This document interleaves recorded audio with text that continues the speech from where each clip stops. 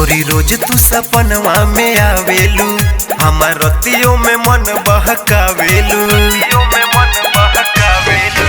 गोरी रोज तू सपनवा में आवेलू, हमार रतियों में मन बहकावेलू।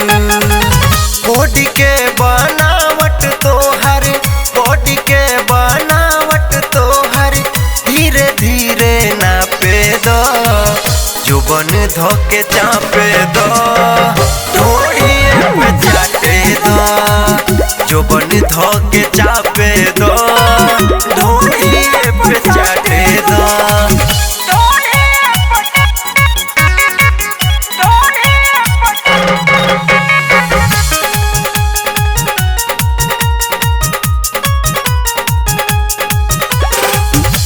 सेक्सी फिगर तोहार हॉट बा जवानी, हॉट बा जवानी। देखी देखी लोगावा के मुँह से चूहे पानी।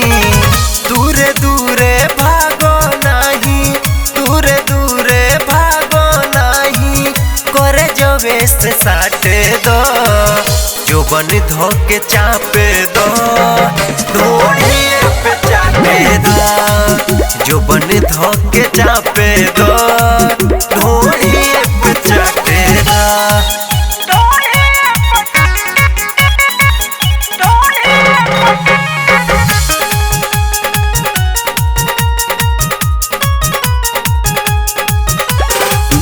पतल करवावे तोहर होठ के ललाई, होठ के ललाई। तोहरो जोगावल धनवा सत देवनु खाई।